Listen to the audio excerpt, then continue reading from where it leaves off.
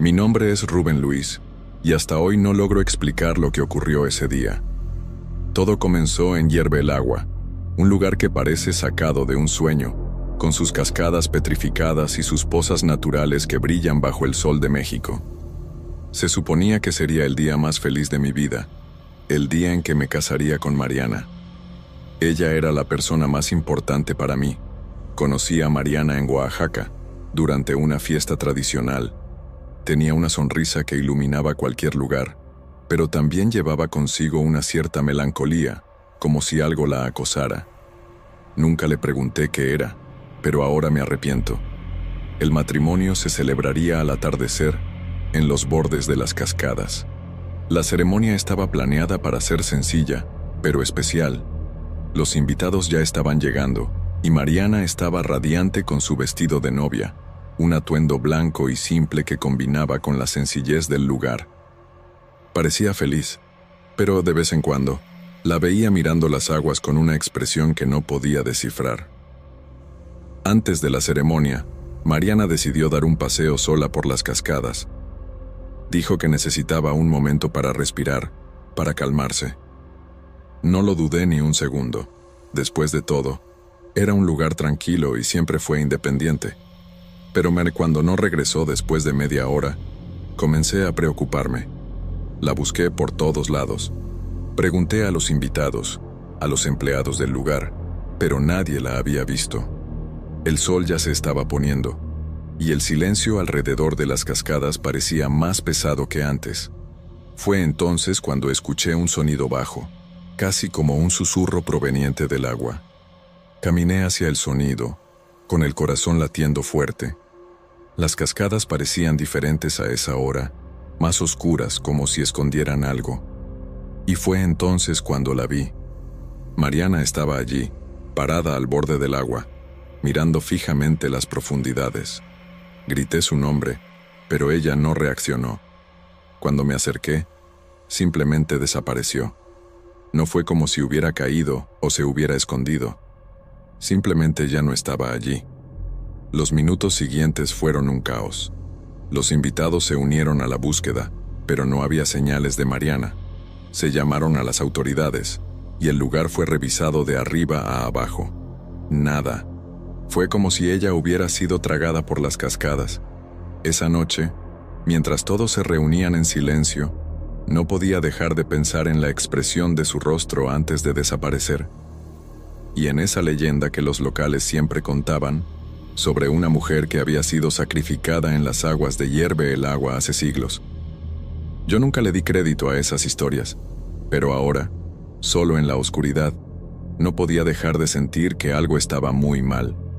Y entonces, algo ocurrió, algo que cambió todo.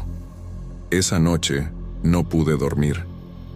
Me quedé sentado en el porche del pequeño chalet donde estábamos hospedados, mirando las cascadas iluminadas por la luna. El silencio era casi opresivo, y cada sonido me hacía estremecer.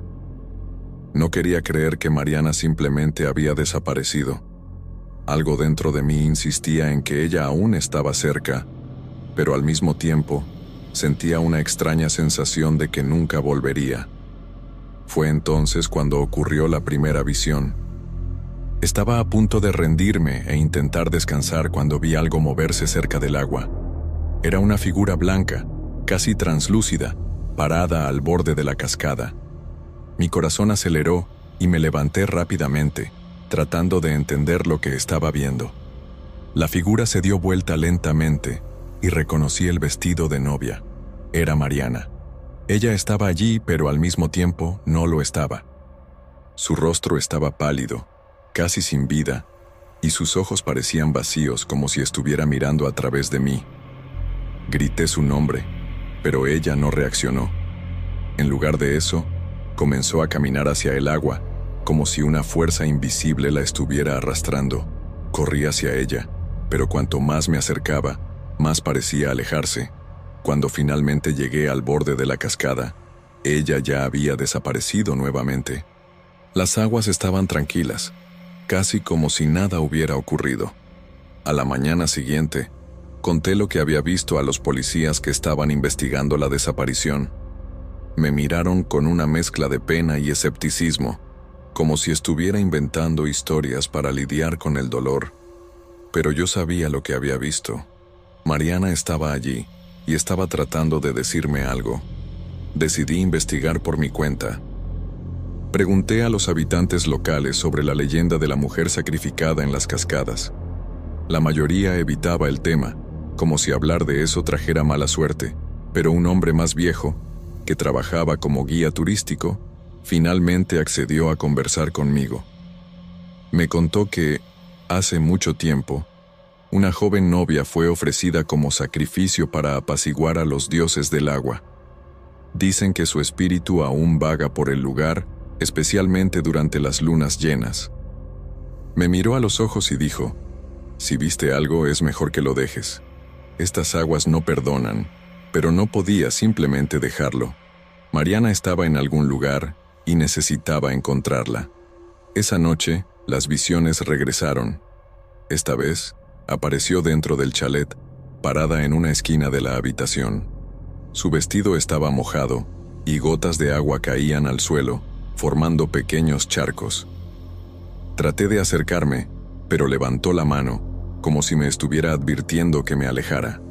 Sus labios se movieron, pero ningún sonido salió. Era como si intentara decirme algo, pero las palabras no llegaban hasta mí. Y entonces, ella desapareció nuevamente, dejando solo los charcos de agua como prueba de que había estado allí. Sabía que no podía seguir así. Necesitaba descubrir la verdad detrás de la desaparición de Mariana, aunque eso significara enfrentar algo que no lograba comprender. Los días comenzaron a fusionarse entre sí. Ya no podía distinguir lo que era real y lo que solo estaba en mi mente. Las visiones de Mariana se volvieron más frecuentes, más intensas. Ella aparecía en todas partes, en el reflejo de las ventanas, en el rincón de mi ojo, incluso en los sueños que me despertaban en medio de la noche, sudando y sin aliento. Ya no podía comer bien. Cada bocado parecía pesar en mi estómago, como si mi cuerpo rechazara cualquier cosa que no fuera la obsesión por encontrarla. Los invitados de la boda ya se habían ido, y los policías habían reducido las búsquedas, diciendo que no había más que hacer. Pero no podía rendirme. Una noche, decidí regresar solo a las cascadas. La luna estaba llena, y la luz plateada se reflejaba en las aguas, creando un resplandor casi sobrenatural. Caminé hasta el borde de la cascada, donde Mariana había desaparecido, y sentí una corriente fría de aire envolviéndome, como si las propias aguas me estuvieran observando. Fue entonces cuando escuché el susurro. Era bajo, casi imperceptible, pero estaba allí. Parecía venir de dentro de las aguas, como si alguien estuviera llamando mi nombre. Rubén. La voz era suave, familiar. Era su voz. Mi cuerpo reaccionó antes de que mi mente pudiera procesar. Avancé hacia el sonido, acercándome cada vez más al borde de la cascada. Las piedras estaban resbaladizas, y casi me caí varias veces, pero no me importaba. Necesitaba llegar hasta ella. Cuando miré las aguas, vi su rostro reflejado en la superficie. Ella estaba allí debajo del agua, mirándome con esos ojos vacíos. Su cabello flotaba alrededor de su rostro, y sus manos extendidas parecían invitarme a sumergirme. Casi cedí, casi salté, pero algo me tiró hacia atrás. Una voz dentro de mi cabeza gritó que me detuviera, y caí de rodillas en el borde de la cascada, jadeando y temblando. Cuando miré las aguas nuevamente, ella había desaparecido. Regresé al chalet esa noche, pero no pude dormir. Me quedé sentado en la cama, mirando las sombras que danzaban en las paredes, esperando que ella apareciera de nuevo. Y ella apareció. Esta vez, estaba más cerca. Sentada en la silla en la esquina de la habitación, su vestido de novia empapado, goteando agua en el suelo. Podía sentir el olor a moho y tierra húmeda, como si hubiera salido de las profundidades de las cascadas. «Mariana», susurré, pero ella no respondió. En cambio, levantó la mano y señaló hacia la ventana. Miré en la dirección en la que ella señalaba y vi algo que hizo que mi sangre se congelara. Afuera, cerca de las cascadas, había varias figuras blancas, todas vestidas de novia, todas con el mismo rostro pálido y vacío. Estaban paradas, mirando fijamente hacia el chalet, como si estuvieran esperando algo, o a alguien. Cerré los ojos, tratando de convencerme de que solo era mi imaginación, pero cuando los abrí de nuevo, ellas seguían allí, y Mariana también. Se levantó de la silla y caminó hacia mí, sus pies dejando marcas mojadas en el suelo. Quería correr, pero mi cuerpo no obedecía. Ella se detuvo justo frente a mí, y pude sentir el frío que emanaba de ella, como si estuviera tocando la muerte. Sus labios se movieron nuevamente, y esta vez pude entender lo que estaba diciendo. «Tienes que venir conmigo».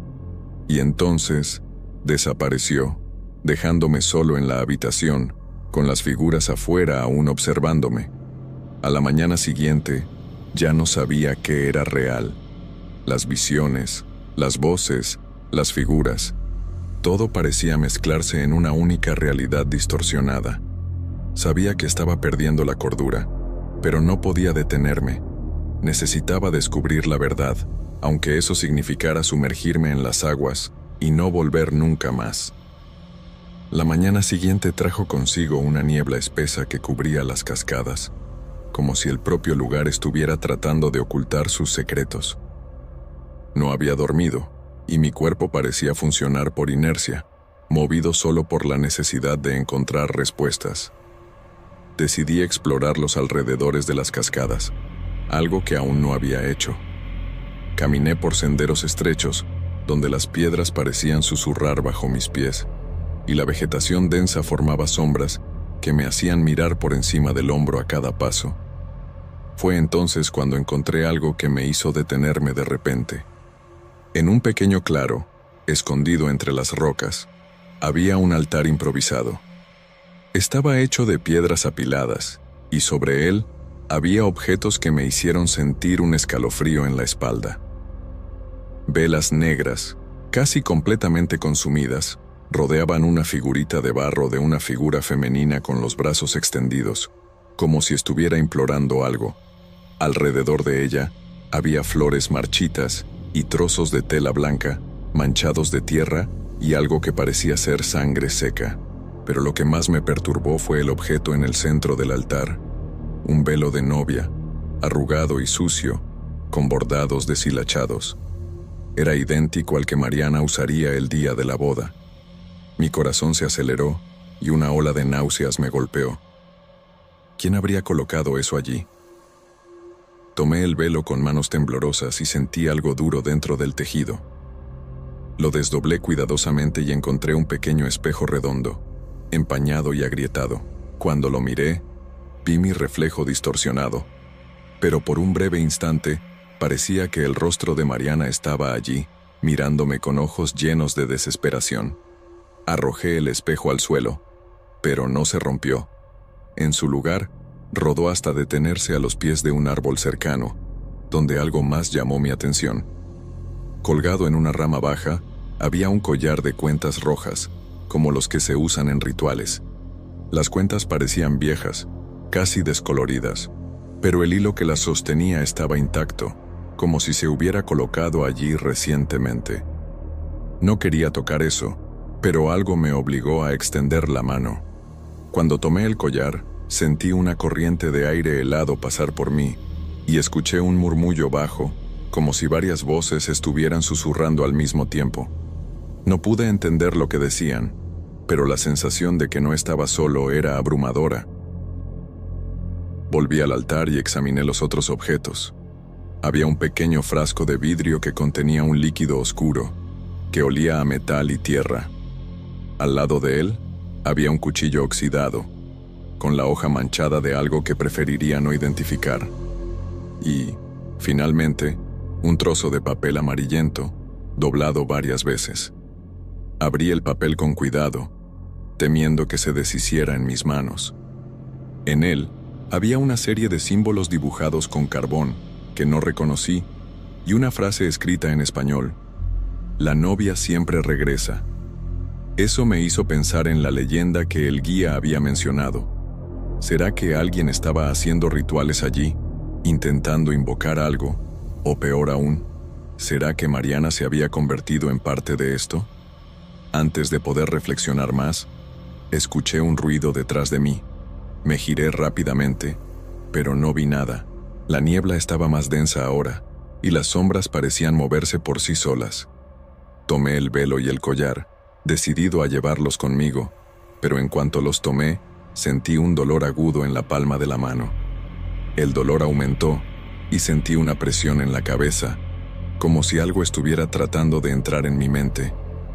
Fue entonces cuando vi a Mariana nuevamente. Estaba parada entre los árboles, más cerca que nunca. Su vestido estaba rasgado y sucio, y su rostro parecía más pálido, casi translúcido. Extendió la mano hacia mí, y sentí una fuerza invisible que me atraía hacia ella. «Tienes que venir conmigo», susurró, y esta vez, su voz resonó dentro de mi cabeza, como si hablara directamente con mi alma. Sabía que no debía ir. Sabía que algo estaba terriblemente mal, pero al mismo tiempo, sentí que no tenía elección. El velo en mi mano estaba inexplicablemente mojado, como si hubiera sido sumergido en las aguas de las cascadas. Y entonces, comencé a caminar hacia ella, cada paso más pesado que el anterior. Los árboles a mi alrededor parecían cerrarse, como si el mismo bosque me empujara hacia las cascadas. Ella seguía adelante, siempre a la misma distancia, siempre llamándome con esa voz que resonaba en mi mente. Cuando llegamos al borde de la cascada, se detuvo y se giró hacia mí. Sus ojos, antes vacíos, ahora parecían cargar con una tristeza infinita. «Tienes que entender», dijo, y por primera vez, su voz sonó clara, como si hablara directamente conmigo. Antes de que pudiera responder, extendió la mano y tocó mi cara. Sus dedos estaban fríos, y el contacto hizo que una serie de imágenes invadiera mi mente. Vi a una joven, siglos atrás, siendo llevada a la fuerza hacia las cascadas. Vi los rostros de los aldeanos, llenos de miedo y determinación, mientras la empujaban hacia las aguas. Vi su sacrificio, y el alivio que siguió cuando las cosechas mejoraron y las sequías cesaron. Y entonces vi a Mariana. Estaba caminando sola por las cascadas en el día de la boda, pero no estaba sola. Había alguien con ella, una figura sombría que la guiaba hasta el borde del agua. No podía ver el rostro de la figura, pero sabía que no era humana. Mariana miró hacia atrás, como si supiera que yo la estaba viendo, y entonces saltó, pero no fue un salto común. Fue como si las aguas la hubieran arrastrado hacia adentro, como si algo allá abajo la estuviera esperando. Las imágenes desaparecieron y caí de rodillas jadeante. Mariana estaba frente a mí nuevamente, pero ahora entendía. Ella no había desaparecido por accidente. Ella había sido elegida como la novia del pasado. ¿Por qué yo?, pregunté, mi voz quebrándose. «Porque me amas», respondió. «Y el amor es lo que nos mantiene aquí». Y entonces se giró y comenzó a caminar hacia las aguas. Esta vez no dudé. La seguí, sintiendo el frío del agua envolver mis pies, mis piernas, mi cuerpo. Cuando el agua me cubrió completamente, sentí una calma extraña, como si finalmente hubiera encontrado el lugar donde debía estar. Pero no fue el final. Hoy vivo en una pequeña casa en las montañas, lejos de hierve el agua. La gente me llama loco, y tal vez lo sea, pero sé lo que vi, sé lo que sentí. Las visiones cesaron, no me casé de nuevo. ¿Cómo podría? Ella aún está allí, en las aguas, esperando. Y sé que, algún día, regresaré a ella. Hasta entonces, vivo con los recuerdos y el peso de esa noche. Y, a veces, cuando la luna está llena y el viento sopla suavemente, escucho su susurro, llamando mi nombre, Rubén, y sé que, tarde o temprano, volveré a ella.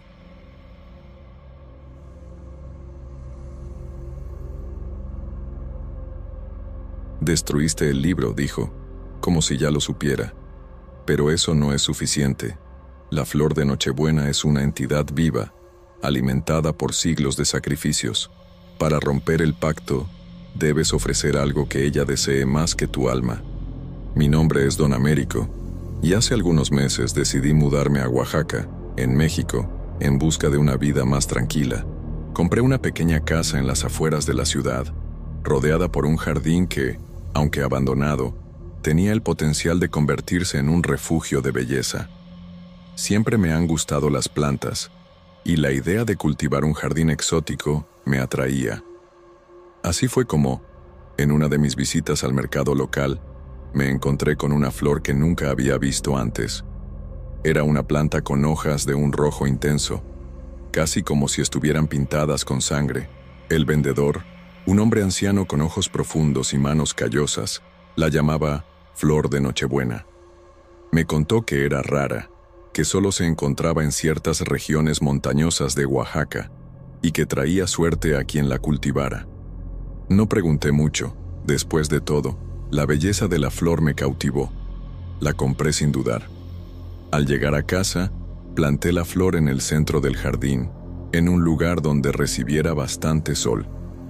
En los primeros días, todo parecía normal. La flor crecía rápidamente, sus hojas rojas brillando bajo la luz del sol.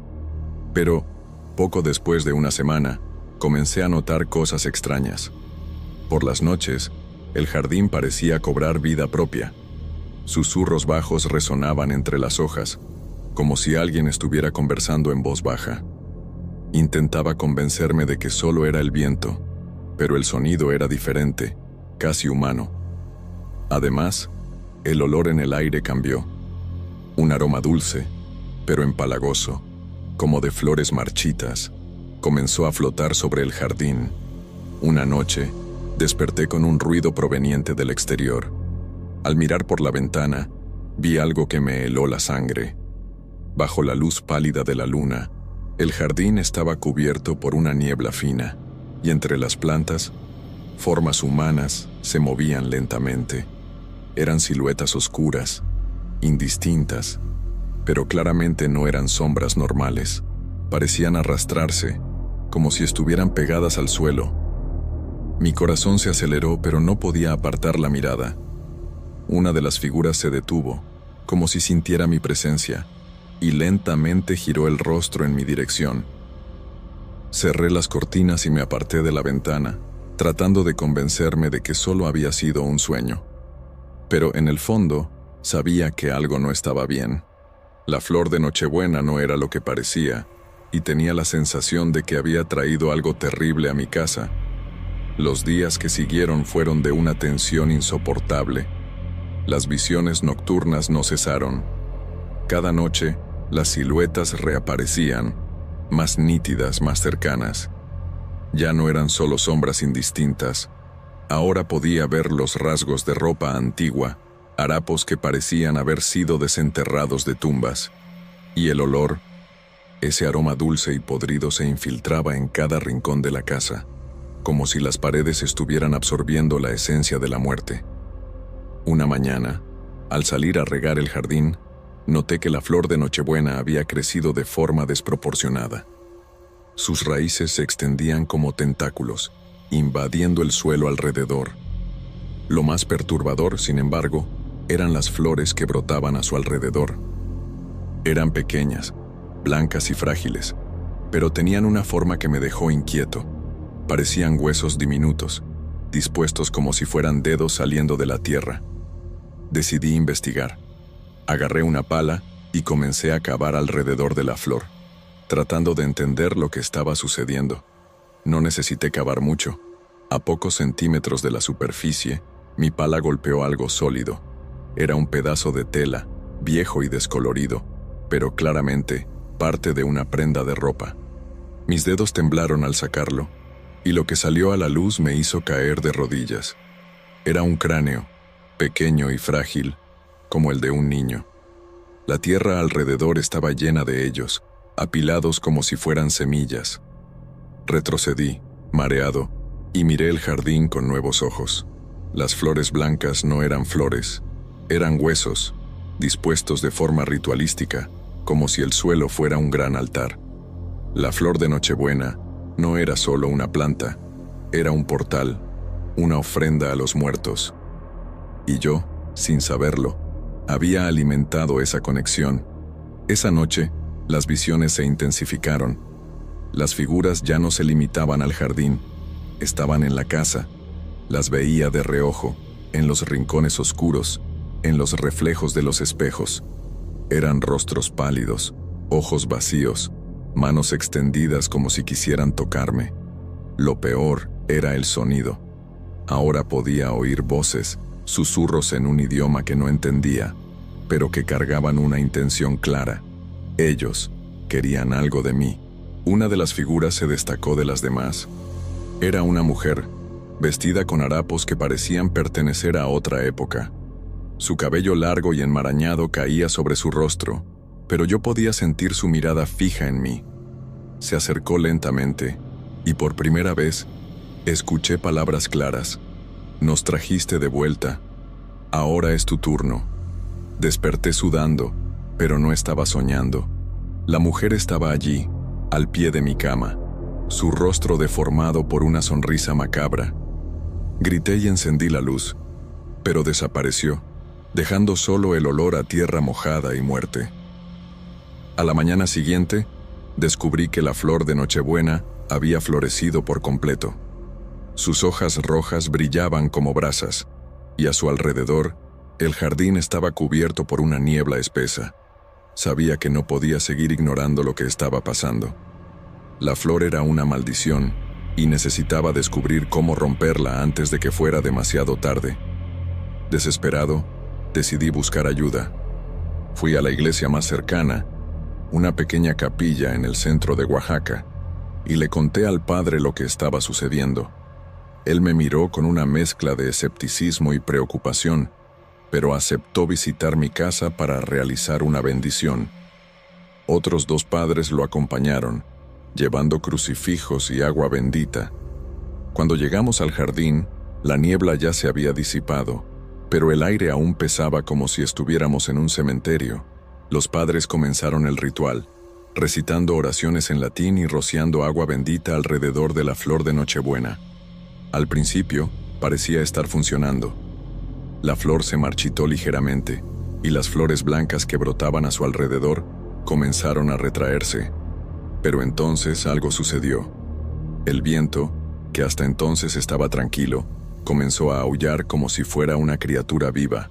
Las velas que los padres habían encendido se apagaron de golpe, y el olor a tierra podrida se intensificó, volviéndose casi insoportable. Uno de los padres gritó, señalando la flor.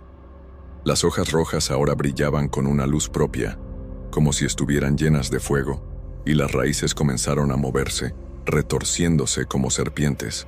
Los padres retrocedieron, asustados. El más viejo de ellos, con una expresión de terror, susurró: «Esto no es algo que podamos combatir con oraciones. Necesitas a alguien que entienda de estas cosas, un brujo». Reacio, pero sin otra opción, seguí el consejo del padre. A través de contactos en la ciudad, me llevaron a un hombre que vivía en las montañas, conocido solo como el brujo. Era un hombre anciano, de piel arrugada y ojos que parecían ver más allá del mundo físico. Cuando le conté mi historia, no pareció sorprendido. «La flor de Nochebuena no es una planta común», dijo. «Es una ofrenda a los muertos, un portal al otro lado. Quien la cultiva está sellando un pacto con los espíritus, y el precio es el alma misma». El brujo me entregó un libro antiguo, encuadernado en cuero desgastado y con páginas amarillentas. «Este libro contiene los rituales necesarios para romper la maldición», explicó. «Pero ten cuidado. Lo que está escrito aquí no debe usarse a la ligera. Cada palabra tiene poder, y cada error puede empeorar tu situación». El libro era pesado, no solo físicamente, sino también en su presencia. Sentí un escalofrío recorrer mi columna al sostenerlo, como si estuviera vivo, observándome. El brujo me dio instrucciones precisas. Tendría que realizar un ritual en la noche siguiente, durante el apogeo de la luna llena. Sería mi única oportunidad para destruir la flor y cerrar el portal que había abierto. Volví a casa con el libro, pero la sensación de ser observado nunca me dejó. Las figuras en el jardín parecían más activas, más conscientes de mi presencia. La mujer de cabello largo estaba siempre a distancia, su sonrisa deformada siguiéndome como una sombra. Esa noche, preparé todo según las instrucciones. Velas negras, hierbas secas y un cuchillo antiguo que el brujo me había dado. El ritual requería que recitara palabras en un idioma que no entendía y que ofreciera algo de mí mismo, una gota de sangre, simbolizando la ruptura del pacto. Cuando la luna alcanzó su punto más alto, comencé. Las palabras resonaron extrañamente en el aire, como si fueran susurradas por voces que no eran mías. La flor reaccionó de inmediato, sus hojas temblando violentamente, y el suelo alrededor comenzó a moverse, como si algo intentara salir. Fue entonces cuando me di cuenta de que no estaba solo.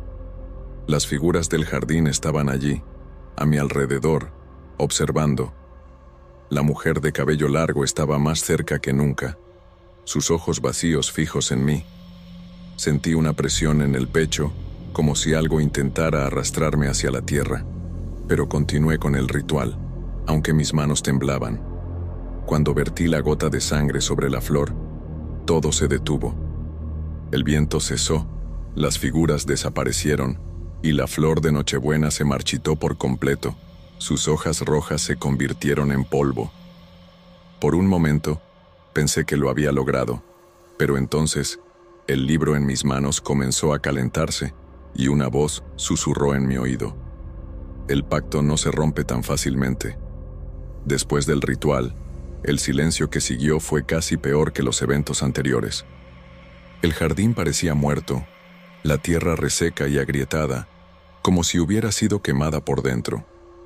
La flor de Nochebuena había desaparecido como cenizas, pero el libro que el brujo me dio aún estaba en mis manos, pesado, como si cargara con una energía propia. Decidí examinar el libro más de cerca.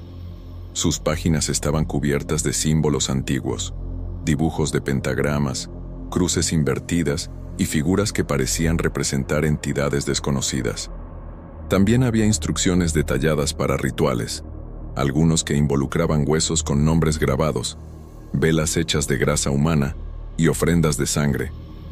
Era un manual de prácticas oscuras, y sentía que cada página que leía me acercaba más a algo que no podría controlar. Una noche, mientras hojeaba el libro, encontré una sección que hablaba sobre pactos de sangre. Según el texto, la flor de Nochebuena era solo el comienzo. Servía como un llamado, una ofrenda inicial para atraer a los espíritus. Pero el verdadero pacto requería más, un sacrificio final que sellaría la conexión entre el mundo de los vivos y el de los muertos. Y, de acuerdo con el libro, ya había dado el primer paso al derramar mi sangre durante el ritual. Fue entonces cuando me di cuenta de que las figuras en el jardín no habían desaparecido completamente. Estaban más sutiles, casi imperceptibles, pero aún ahí. Ahora, sin embargo, ya no eran solo siluetas. Podía ver detalles, ropa rasgada, rostros pálidos y ojos que brillaban con una luz opaca. Me observaban, esperando. Una de las páginas del libro contenía un dibujo de un pentagrama, con instrucciones para trazarlo en el suelo usando huesos humanos. Según el texto, esto fortalecería la conexión con los espíritus y les permitiría manifestarse por completo. No tenía huesos humanos, pero al cavar en el jardín, encontré fragmentos de cráneos y fémures, como si la tierra me estuviera proporcionando lo que necesitaba. A regañadientes, pero movido por una curiosidad morbosa y una sensación de que no tenía opción, seguí las instrucciones. Trazo el pentagrama en el centro del jardín, usando los huesos que había encontrado. Coloqué velas negras en cada punta y recité las palabras escritas en el libro. El aire se volvió pesado, y el olor a azufre llenó el ambiente. Las figuras comenzaron a materializarse, saliendo de las sombras como si estuvieran siendo arrastradas al mundo de los vivos. La mujer de cabellos largos fue la primera en aparecer, su rostro ahora más definido, pero aún distorsionado por una sonrisa que no pertenecía a este mundo. Se acercó y por primera vez me tocó. Su mano estaba fría y el contacto hizo que un dolor agudo recorriera mi brazo, como si estuviera drenando mi energía. «Nos llamaste», susurró, su voz resonando como si viniera de un lugar lejano. «Ahora debes cumplir con tu parte». Las otras figuras se acercaron, formando un círculo a mi alrededor. Comenzaron a cantar en un idioma desconocido, y el pentagrama en el suelo comenzó a brillar con una luz roja y pulsante. Sentí una fuerza que me arrastraba hacia el centro del símbolo, como si el suelo se abriera bajo mis pies. Fue entonces cuando me di cuenta de lo que realmente era el libro. No una herramienta para romper la maldición, sino un instrumento para completarla. Me habían engañado. El ritual que el brujo me enseñó no era para salvar mi alma, sino para entregarla. Intenté escapar, pero las figuras me sujetaban con una fuerza sobrenatural. La mujer de cabellos largos se inclinó sobre mí, su rostro ahora completamente deformado, con ojos negros y una boca que se extendía hasta las orejas. «El sacrificio está casi completo», dijo. «Su alma nos pertenece». En el último momento, antes de ser arrastrado al centro del pentagrama, logré tomar una de las velas y arrojarla al libro. Las llamas se extendieron rápidamente, consumiendo las páginas y liberando un grito agudo que parecía venir de todas las direcciones al mismo tiempo. Las figuras retrocedieron y el pentagrama perdió su brillo. Pero el alivio duró poco. El libro estaba destruido, pero la conexión que había abierto aún existía. Y lo peor, sabía que los espíritus no se rendirían tan fácilmente.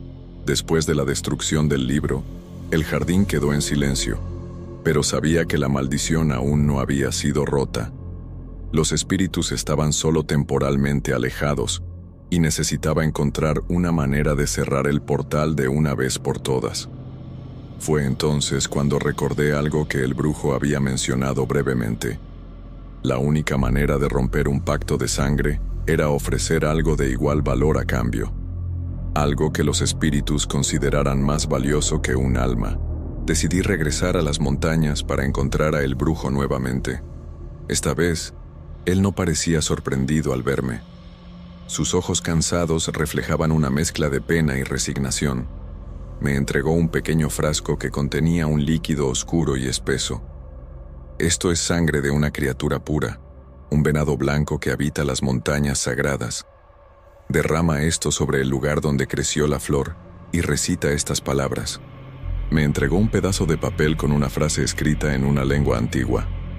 Regresé a casa con el frasco y seguí las instrucciones al pie de la letra. Derramé el líquido sobre el suelo seco y recité las palabras. Un sonido gutural resonó desde el subsuelo, como si algo estuviera siendo arrancado desde las profundidades. La mujer de cabellos largos gritó, su rostro deshaciéndose en una niebla oscura, mientras las otras figuras se disipaban como humo al viento. Cuando el silencio regresó, el jardín estaba muerto. La tierra, antes fértil, ahora era estéril, como si nada pudiera volver a crecer allí. La flor de Nochebuena había desaparecido, y con ella, la maldición. Hoy, años después, todavía llevo las marcas de esa experiencia. Mi jardín nunca volvió a florecer, y evito hablar de lo que sucedió. La casa fue vendida, y el nuevo propietario, ignorante de la historia, intentó plantar flores allí, pero nada crece. Dicen que el suelo está maldito, y yo no lo niego. La flor de Nochebuena está prohibida en varias regiones de México, especialmente en Oaxaca. El gobierno la declaró una especie protegida, pero no por su rareza, sino por su peligro. Hay rumores de que un órgano secreto, vinculado al Ministerio de Salud, investiga casos relacionados con la flor, pero pocos hablan abiertamente sobre ello. Aquellos que saben la verdad prefieren guardar silencio, temiendo atraer la atención de los espíritus que aún podrían estar al acecho. Sobreviví, pero no sin un precio. A veces, aún siento ese olor dulce y podrido en el aire, o veo sombras moviéndose en el rincón de mi ojo. Y en noches de luna llena, cuando el viento sopla de cierta manera, juro que escucho susurros provenientes de un jardín que ya no existe. La maldición fue rota, pero algunas cicatrices nunca sanan.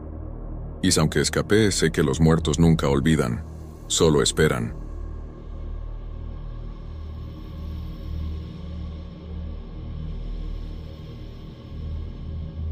Mi nombre es Gálvez López, y hacía 10 años que no pisaba Tuxtepec, mi ciudad natal en el estado de Oaxaca, México. La vida en la capital, en la Ciudad de México, me había alejado de mis raíces, pero algo me llamó de vuelta ese año.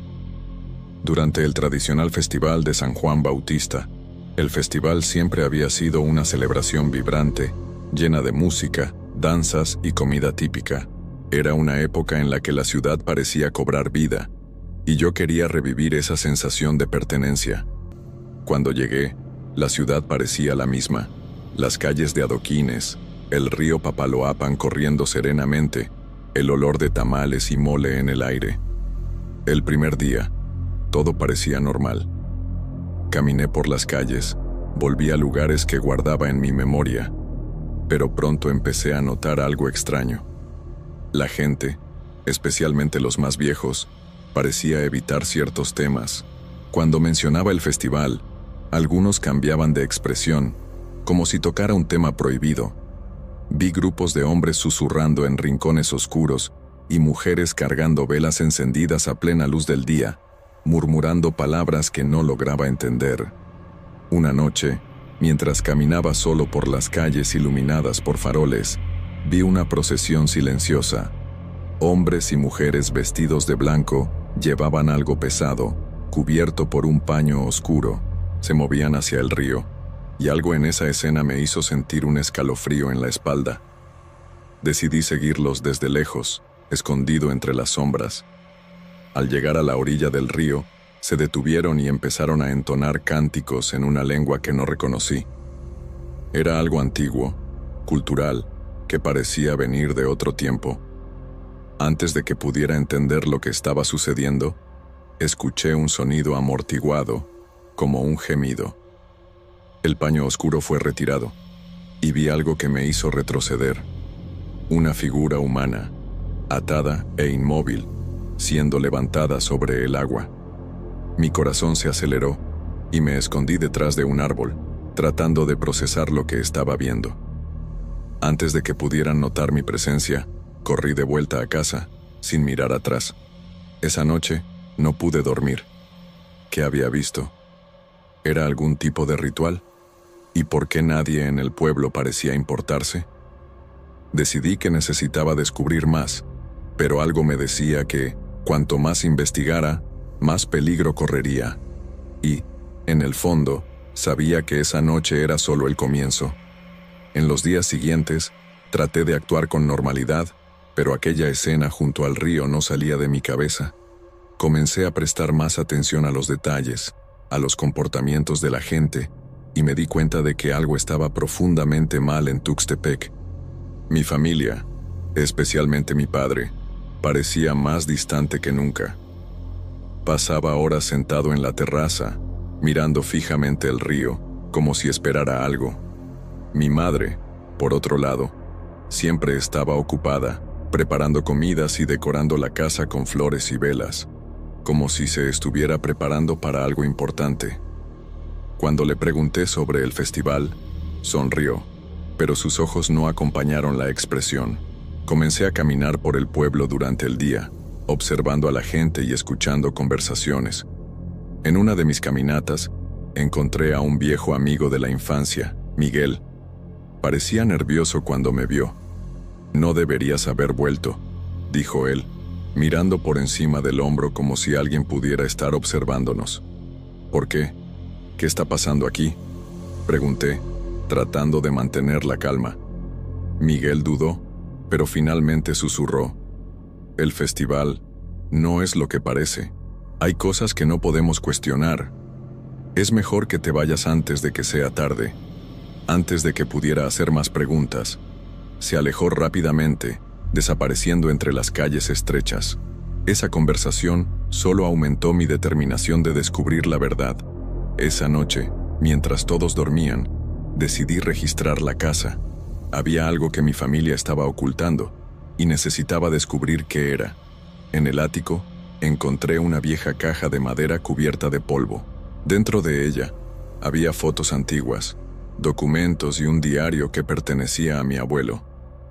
Las páginas del diario estaban amarillentas y frágiles, pero aún era posible leer la escritura. Mi abuelo hablaba sobre el Festival de San Juan Bautista, pero no como una celebración de alegría. Describía rituales secretos, sacrificios y una antigua entidad que exigía ofrendas para mantener la paz en la ciudad. La llaman la Guardiana, escribió él. Ella habita el río y exige sangre para proteger Tuxtepec. Aquellos que cuestionan el ritual desaparecen, y nadie habla de ello. Mis manos temblaban mientras leía. ¿Era esto lo que había visto esa noche? ¿Un sacrificio para esa entidad? ¿Y qué significaba eso para mí? Antes de que pudiera reflexionar más, escuché un ruido proveniente de abajo. Alguien estaba subiendo las escaleras. Rápidamente, guardé el diario y cerré la caja, tratando de no hacer ruido. Cuando miré hacia la puerta, vi a mi padre parado allí, con una expresión que nunca antes había visto. ¿Qué haces aquí?, preguntó. Nada, solo recordando cosas viejas, respondí, tratando de disimular el nerviosismo. Él miró la caja y luego me miró a mí, como si supiera exactamente lo que había descubierto. Hay cosas que es mejor dejar en el pasado, dijo, antes de girarse y bajar las escaleras. En ese momento, me di cuenta de que no podía confiar en nadie, ni siquiera en mi propia familia. Y lo peor de todo, me di cuenta de que ya estaba involucrado en algo mucho más grande de lo que podía imaginar. Los días siguientes fueron tensos. Decidí alejarme de la casa durante el día, explorando partes de la ciudad que no conocía o que había olvidado. En una de esas caminatas, llegué a una zona más alejada, cerca del bosque que bordea el río. Allí encontré una pequeña capilla abandonada, casi oculta entre los árboles. La construcción estaba en ruinas, pero aún tenía un aire de solemnidad, como si guardara secretos antiguos. Al entrar, sentí un escalofrío recorrer mi espina dorsal. El interior estaba oscuro, con solo algunos rayos de luz filtrándose por las rendijas de las paredes. En el altar, había estatuas rotas de santos, pero lo que más me llamó la atención fue un símbolo grabado en el suelo, casi borrado por el paso del tiempo. Era un círculo con líneas entrelazadas, pareciendo una telaraña, y en el centro, una figura que recordaba a una mujer con los brazos extendidos, como si estuviera abrazando algo, o a alguien. Ese símbolo me hizo recordar las palabras del diario de mi abuelo, la Guardiana. ¿Era ella la entidad que exigía sacrificios? Mientras examinaba el lugar, escuché pasos detrás de mí. Me giré rápidamente, pero no había nadie. Aún así, la sensación de ser observado era fuerte. Decidí salir de allí, pero, al girarme hacia la puerta, vi algo que me paralizó. Una figura alta y delgada, vestida con harapos oscuros, parada en la entrada. No podía ver el rostro, solo una silueta que parecía absorber la luz a su alrededor. Mi corazón se aceleró y retrocedí, tropezando con algo en el suelo. Cuando miré hacia atrás, la figura había desaparecido. Salí corriendo de la capilla sin mirar atrás, y solo me detuve cuando llegué a la orilla del río. Respiré profundamente, tratando de calmarme, pero algo en el río llamó mi atención. El agua, que normalmente era calma y serena, estaba agitada, como si algo se estuviera moviendo bajo la superficie. Me quedé parado, observando, hasta que vi burbujas subiendo y, luego, una mancha oscura extendiéndose en el agua. No necesité acercarme más para saber qué era. Ese olor metálico, familiar y repugnante, eso era inconfundible. Sangre. En ese momento, me di cuenta de que el festival se estaba acercando, y con él, algo mucho peor. Había descubierto demasiado, y ahora era solo cuestión de tiempo antes de que la trama me envolviera por completo. El Festival de San Juan Bautista comenzó como siempre, con música, bailes y una multitud animada llenando las calles de Tuxtepec. Los colores, los sonidos y los olores eran los mismos que recordaba de mi infancia, pero ahora todo parecía diferente, como si hubiera una capa de oscuridad detrás de la alegría superficial. A medida que caía la noche, la energía de la ciudad cambió. Las luces parecían más débiles, las sombras más largas. Grupos de personas comenzaron a dirigirse hacia el río, llevando antorchas y velas. Los seguí, manteniendo distancia, pero siempre con ellos a la vista.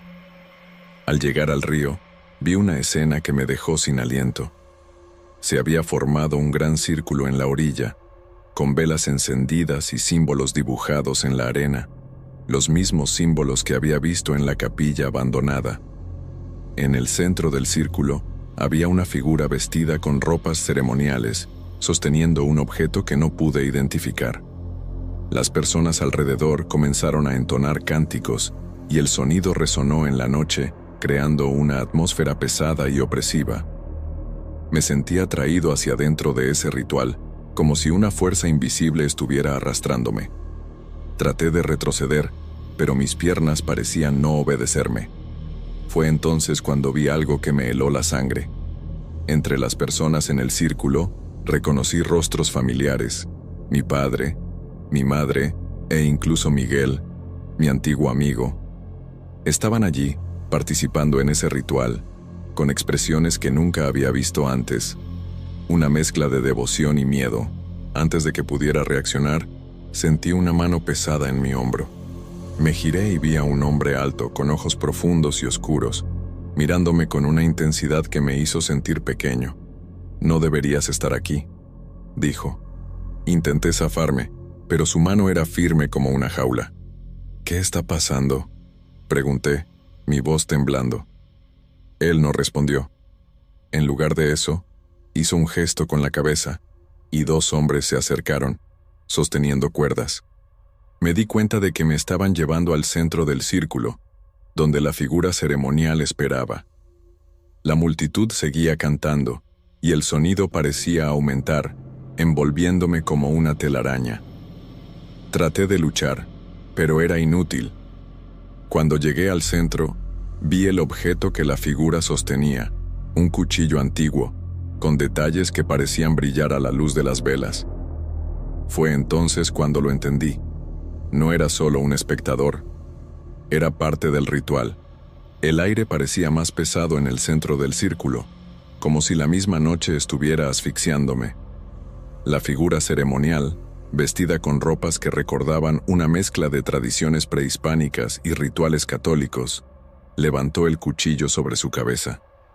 Las voces a mi alrededor crecieron, formando un coro que resonaba en mi mente, imposible de ignorar. Mi corazón latía tan fuerte que temía que explotara. Miré los rostros a mi alrededor, buscando alguna señal de humanidad, de compasión.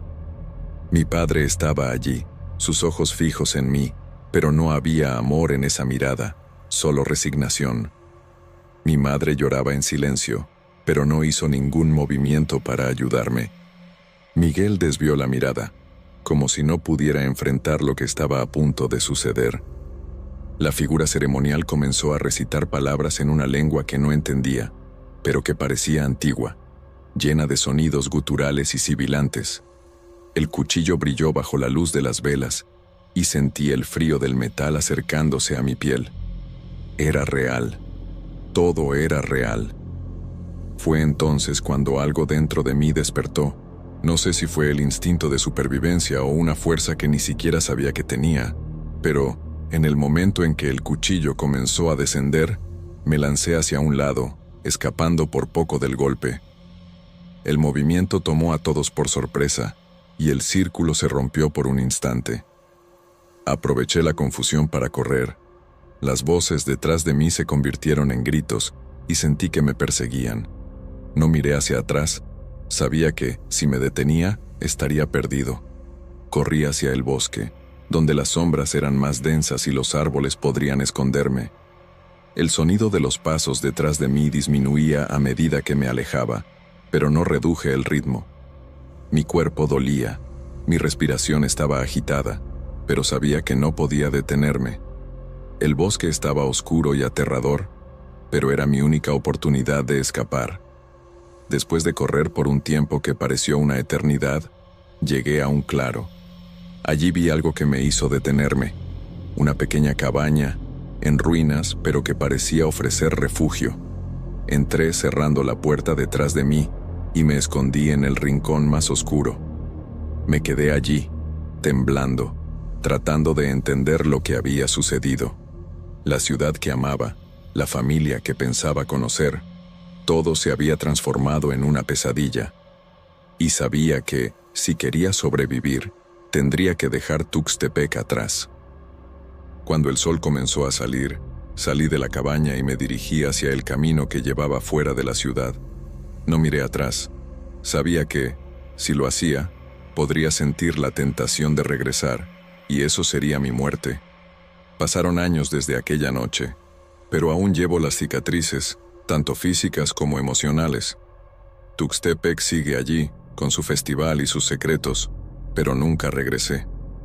A veces, aún escucho los ecos de esos cánticos en mis sueños, y me despierto sudando con el corazón acelerado, y, en el fondo, sé que la guardiana sigue allí, esperando su próxima ofrenda.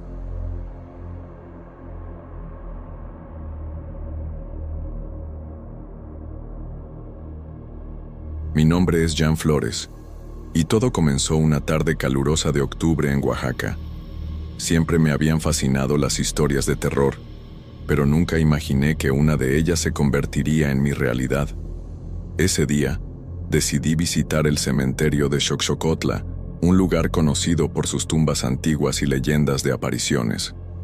Había oído hablar del lugar desde niño, pero nunca había tenido el valor de ir solo. Esta vez, algo dentro de mí me impulsó a enfrentar el miedo. El cementerio está a pocos kilómetros del centro de Oaxaca, rodeado por una atmósfera pesada y silenciosa. Cuando llegué, el sol ya comenzaba a ponerse, y el cielo estaba teñido de tonos anaranjados y morados. El portón de hierro estaba oxidado, chirriando al abrirse. El sonido resonó en el lugar, como si alertara a los habitantes del cementerio de mi presencia. Caminé lentamente entre las sepulturas, observando los nombres desvanecidos en las lápidas y las velas apagadas que parecían haber estado allí durante décadas. El viento soplaba suavemente, llevando consigo un olor a tierra húmeda y flores marchitas. Sentía que me observaban, pero atribuí esa sensación a mi imaginación. Después de todo, era solo un cementerio antiguo, ¿verdad? Fue cuando vi la primera figura. Estaba parada detrás de un árbol, casi oculta por la sombra. Era una mujer vestida con un vestido blanco, desteñido y rasgado. Su largo cabello cubría parte de su rostro, pero podía sentir el peso de su mirada fija en mí. Mi corazón se aceleró y me quedé paralizado en el lugar. La figura no se movió, solo permaneció allí como si estuviera estudiándome. Tratando de convencerme de que solo era una ilusión, un efecto de la luz del atardecer, miré de nuevo, y ella seguía allí. Esta vez, me di cuenta de que sus pies no tocaban el suelo. Flotaba a unos centímetros por encima de la tierra, como si desafiara las leyes de la física. No sabía qué hacer. Mi instinto gritaba que corriera, pero mis piernas parecían clavadas al suelo. Fue entonces cuando escuché un susurro, tan bajo que casi pensé haberlo imaginado. Dijo algo en un idioma que no entendí, pero la palabra culpa resonó en mi mente como una campana. Cuando finalmente logré moverme, la figura había desaparecido. Miré a mi alrededor, pero el cementerio parecía más silencioso que nunca. Solo el viento seguía soplando, ahora más fuerte, como si intentara empujarme para fuera de allí. Pero sabía que no podía irme, y sin darme cuenta, ya estaba caminando más profundo en el cementerio, hacia las tumbas más antiguas. No sabía, Pero esa decisión cambiaría todo. El cementerio de Xochocotla no era solo un lugar de descanso para los muertos. Era un portal a algo mucho más oscuro. Y yo, sin querer, había cruzado la línea. A medida que caminaba más adentro del cementerio, el aire parecía volverse más pesado, como si el mismo ambiente intentara sofocarme. Las tumbas a mi alrededor eran más antiguas, algunas casi completamente cubiertas por la vegetación. Cruces de madera podrida y estatuas de ángeles con rostros desgastados por el tiempo parecían observarme, sus ojos de piedra vacíos siguiendo cada uno de mis pasos. Trataba de convencerme de que todo eso era solo producto de mi imaginación, pero algo dentro de mí sabía que no era el caso. La sensación de ser observado aumentaba con cada paso, y el silencio era tan denso que podía escuchar el sonido de mi propio corazón latiendo en mi pecho. Fue entonces cuando vi las sombras. Se movían entre las tumbas, formas oscuras e indistintas que parecían bailar a la luz del crepúsculo. Al principio, pensé que solo eran sombras proyectadas por los árboles, pero pronto me di cuenta de que se estaban acercando a mí. Eran varias, tal vez una docena, y cada una parecía tener una forma ligeramente diferente. Algunas eran altas y delgadas, otras bajas y encorvadas, pero todas compartían algo en común, una presencia maligna que hacía que mi sangre se helara. Intenté alejarme, pero las sombras me rodearon, formando un círculo a mi alrededor. El aire se volvió frío, tan frío que podía ver mi respiración formando pequeñas nubes de vapor. Sentí una presión en el pecho, como si algo estuviera intentando aplastarme por dentro. Las sombras no hablaban, pero podía sentir sus voces en mi mente, susurrando palabras en una lengua antigua y desconocida. Lo único que lograba entender era la palabra culpa, repetida incansablemente como un mantra. No sabía qué hacer, mis piernas temblaban y mi cuerpo parecía no obedecerme. Fue entonces cuando una de las sombras se destacó de las demás, tomando una forma más definida. Era una figura alta, vestida con ropas antiguas como las que se usaban en el siglo XIX. Su rostro era una masa de sombra, pero pude sentir sus ojos quemándome con su mirada, llenos de odio y desesperación.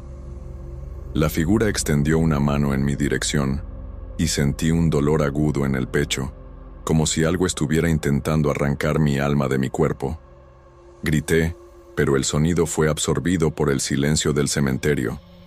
Fue entonces cuando escuché una voz, clara y distinta, resonando en mi mente: «Debes pagar». El dolor aumentó, y caí de rodillas, luchando por mantener la conciencia. Las sombras se acercaron. Sus formas se volvían más definidas, más reales. Ahora podía ver rostros de hombres, mujeres y niños, todos con expresiones de sufrimiento y rabia.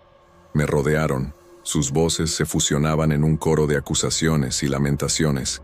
«Debes pagar, nos traicionaste, nos condenaste».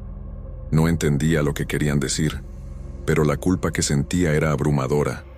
Era como si hubiera cometido un crimen terrible, algo que no lograba recordar, pero que aún pesaba sobre mi alma. Fue entonces cuando vi la luz. Provenía de una tumba cercana, una luz tenue y titilante, como la llama de una vela. Las sombras retrocedieron, susurrando con tono de ira y miedo. El dolor en mi pecho disminuyó, y logré levantarme, tambaleándome hacia la luz. Cuando llegué cerca de la tumba, vi que era una lápida antigua, casi completamente cubierta de musgo. La luz provenía de una pequeña vela colocada en la base de la lápida, y junto a ella había un objeto que me hizo dejar de respirar. Era una fotografía antigua, descolorida por el tiempo, pero aún lo suficientemente clara como para que reconociera el rostro que aparecía en ella. Era mi rostro. Miré la lápida, limpiando el musgo con las manos temblorosas. El nombre grabado en la piedra era el mío, Jan Flores, y la fecha de muerte era de hacía más de 100 años. Mi corazón se detuvo. ¿Cómo era esto posible? Estaba vivo, sabía que estaba vivo.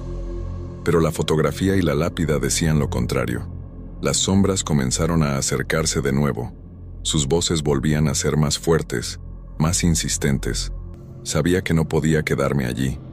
Necesitaba descubrir la verdad, descubrir por qué esas almas me perseguían, por qué creían que debía pagar por algo que no lograba recordar. Con una última mirada a la lápida, me aparté, corriendo hacia la entrada del cementerio. Las sombras me siguieron, sus voces resonando en mi mente, pero no miré atrás. Sabía que, si quería sobrevivir, necesitaba descubrir qué había pasado en ese lugar y por qué mi nombre estaba grabado en una lápida centenaria. Pero, en el fondo, sabía que esto era solo el comienzo. El cementerio de Xochocotla no iba a dejarme escapar tan fácilmente. Y, aún peor, no estaba seguro de querer escapar. Salí del cementerio de Xochocotla con el corazón latiendo descontrolado y la mente confundida. Decidí que necesitaba respuestas, y la única persona que podría ayudarme era mi abuela, doña Carmen. Ella siempre había sido la guardiana de las historias de la familia, aquellas que nadie más quería contar. Vivía en una casa antigua en las afueras de Oaxaca, llena de fotografías en blanco y negro y muebles que parecían tener siglos. Era un lugar que evitaba desde niño, porque siempre sentí una energía extraña allí, como si el pasado estuviera vivo dentro de esas paredes. Cuando llegué a su casa, ya era noche cerrada. Las luces estaban encendidas, y el olor a incienso y velas quemadas invadía el aire. Doña Carmen me recibió en la puerta, como si ya supiera que yo iría. Entré en la casa, sintiendo el peso de esa energía antigua envolviéndome. Ella me llevó a la sala, donde una fotografía en blanco y negro de un hombre llamó mi atención. Era la misma foto que había visto en la lápida, la misma foto que tenía mi rostro. ¿Quién es este hombre?, pregunté, señalando la foto. Doña Carmen se sentó en una silla de madera, sus dedos arrugados tocando el crucifijo que siempre llevaba en el cuello. Este hombre, comenzó con una voz cansada, era tu tatarabuelo, Jean Flores. Vivió aquí en Oaxaca a finales del siglo XIX. Era un hombre respetado, pero hizo una pausa, como si eligiera las palabras con cuidado. Hizo algo terrible. ¿Qué?, pregunté, sintiendo un escalofrío recorrer mi espalda. Traicionó a su propia familia, respondió evitando mi mirada. Durante la Revolución Mexicana, hizo un pacto con personas poderosas para salvarse a sí mismo y condenar a muchos inocentes. Entregó nombres, escondites, y muchas personas murieron por su culpa.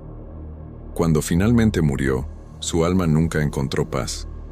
Dicen que fue maldito por las almas de aquellos que traicionó. Me senté, tratando de procesar lo que ella decía. Esa historia parecía salida de un libro, pero la expresión seria en el rostro de doña Carmen me decía que era real. ¿Y por qué estoy viendo estas cosas? ¿Por qué mi nombre está en esa lápida?, pregunté, mi voz temblorosa. Ella me miró, y por primera vez vi miedo en sus ojos. Porque tú eres él, Jean. Tu alma es la misma. Te trajeron de vuelta para que pagues por lo que él hizo. Las almas de aquellos a quienes traicionó no descansarán hasta que la deuda sea saldada. Sentí un peso inmenso en el pecho, como si todas las acusaciones de esas sombras en el cementerio se estuvieran materializando dentro de mí. ¿Qué debo hacer?, pregunté, casi en un susurro. Doña Carmen se levantó y fue hasta un baúl antiguo en la esquina de la sala. Lo abrió con cuidado y sacó un pequeño frasco de vidrio que contenía un líquido oscuro. Esto es una mezcla de hierbas y aceites sagrados, explicó entregándome el frasco. Necesitas regresar al cementerio y verter esto sobre la lápida. Es la única manera de calmar a las almas y romper la maldición. Pero ten cuidado, Jean. El cementerio no te dejará ir tan fácilmente. Las almas tratarán de impedírtelo. Tomé el frasco, sintiendo su peso en mi mano. Sabía que no tenía opción. Necesitaba enfrentar eso, no solo para salvarme a mí mismo, sino para dar paz a esas almas que sufrían desde hacía más de un siglo. ¿Y si no funciona?, pregunté mirándola. Doña Carmen no respondió. Su silencio fue más aterrador que cualquier palabra que pudiera haber dicho. Salí de su casa con el frasco en el bolsillo y una sensación de desesperación creciendo dentro de mí. El camino de regreso al cementerio parecía más largo que antes, como si el propio mundo estuviera tratando de impedir que llegara allí.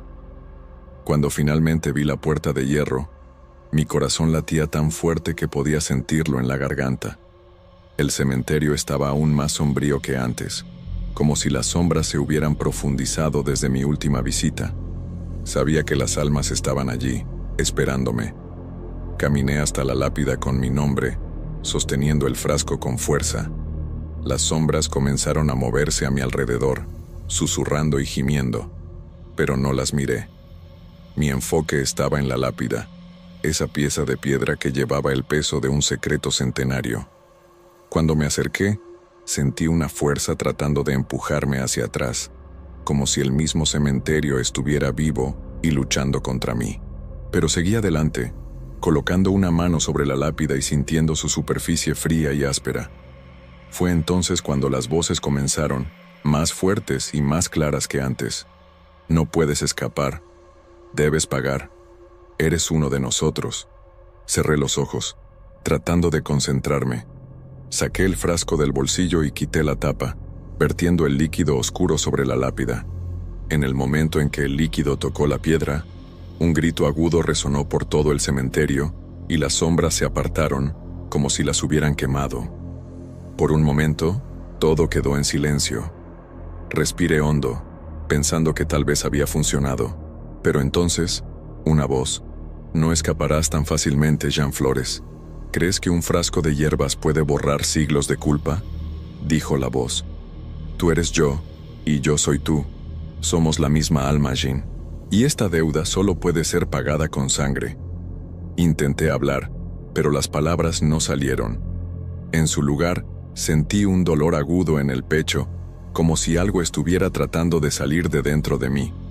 Las sombras a mi alrededor comenzaron a materializarse, tomando formas humanas. Eran los rostros de aquellos a quienes mi tatarabuelo había traicionado. Hombres, mujeres y niños, todos con expresiones de dolor y rabia. Se acercaron a mí y sentí el frío de la muerte en cada uno de sus toques. «Nos condenaste», susurró una mujer con un vestido rasgado, su rostro pálido y lleno de pesar. «Nos entregaste para salvarte a ti mismo». «Yo no hice eso», intenté decir, pero la voz que salió no era la mía. Era la voz de mi tatarabuelo, confesando la culpa que había cargado durante tanto tiempo. Las sombras se acercaron más, y sentí sus manos sobre mí, tirando, arañando, tratando de llevarme al mismo lugar donde ellos estaban atrapados. Luchaba, pero era como luchar contra el viento mismo. Eran muchos, y yo era solo uno. Fue entonces cuando vi la luz nuevamente, la misma luz que había visto antes, proveniente de la tumba. Esta vez, era más fuerte, más brillante, y sabía que era mi única oportunidad. Con un esfuerzo sobrehumano, me arrastré hacia la lápida, sintiendo las sombras tratando de jalarme hacia atrás con cada centímetro que avanzaba. Cuando finalmente llegué a la lápida, puse mis manos sobre ella y sentí una ola de energía recorrer mi cuerpo. La voz de mi tatarabuelo gritó dentro de mí, pero la ignoré, concentrando toda mi fuerza en esa luz. «No soy tú», dije. «No cargo tu culpa». La luz explotó, envolviendo todo a mi alrededor. Las sombras gritaron, pero sus gritos fueron ahogados por la intensidad de la luz. Sentí mi cuerpo elevarse, como si estuviera flotando, y luego todo se volvió oscuro. Cuando abrí los ojos, estaba acostado en el suelo del cementerio, junto a la lápida. El frasco de hierbas estaba roto a mi lado, y el líquido oscuro se había derramado sobre la piedra. Las sombras habían desaparecido, y el cementerio estaba en silencio. Me levanté lentamente, sintiendo mi cuerpo nuevamente bajo mi control. Miré la lápida y vi que el nombre aún estaba allí, pero ahora había algo diferente. Al lado del nombre, Jean Flores, había una nueva fecha, la fecha de hoy. Sabía lo que eso significaba.